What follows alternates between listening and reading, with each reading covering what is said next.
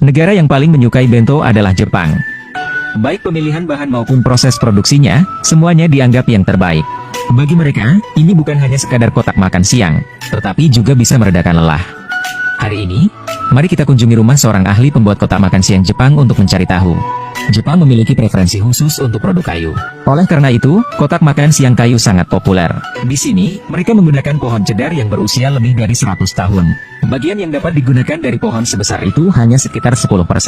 Saat memilih, mereka harus menilai dari penampang untuk menghindari area seperti bekas luka dan retakan pada kayu. Mesin pengupas kayu gelondongan besar mengupas lapisan luar yang lunak dengan cara menggulungnya. Gelondongan kayu cedar yang sudah dikupas kulitnya diangkut oleh pekerja menggunakan peralatan khusus ke meja gergaji.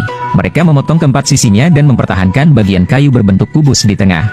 Kemudian, mereka membuat potongan kasar menjadi gelondongan kayu sepanjang 3 meter. Sampailah di ruang kerja. Sang ahli menggunakan gergaji meja untuk membelah gelondongan kayu menjadi 2. Kemudian, mereka menghilangkan bekas terbakar yang berlebihan di lapisan luar. Mereka mempertahankan inti kayu yang paling bersih dan membentuknya menjadi strip. Saat ini, potongan kayu cedar sudah sangat halus. Mereka terus membelahnya menjadi beberapa bagian sesuai dengan gelondongan kayu.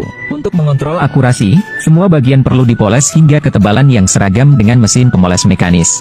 Bagian belakang potongan kayu ini akan menjadi sisi-sisi kotak makan siang. Sebuah slot disediakan di satu sisi untuk menekan bagian bawah dan memudahkan perbaikan di kemudian hari.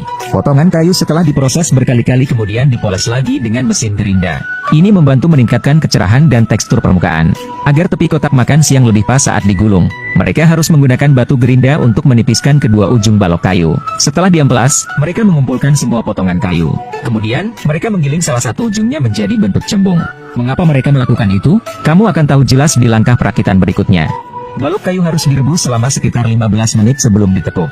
Hanya dengan cara ini ia akan memiliki kelenturan yang cukup untuk ditekuk dan dilipat. Mereka membungkus potongan kayu dengan erat mengikuti garis luar cetakan. Area tipis yang sudah diamplas sebelumnya digabungkan untuk membentuk ketebalan yang diperlukan. Kemudian, mereka menambahkan balok kayu kecil ke sambungan untuk memberikan tekanan.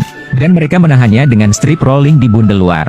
Setelah dijemur di tempat teduh selama 12 jam, pembentukan dapat diselesaikan. Kotak makan siang di sini tidak menggunakan tambahan perekat. Mereka memotong kulit pohon ceri menjadi strip selebar 1 cm.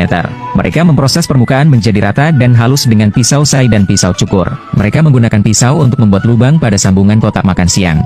Kemudian, mereka memasukkan kulit pohon ceri ke dalam pola tenun tetap. Dengan cara ini, hasilnya cantik dan tidak berantakan karena lem.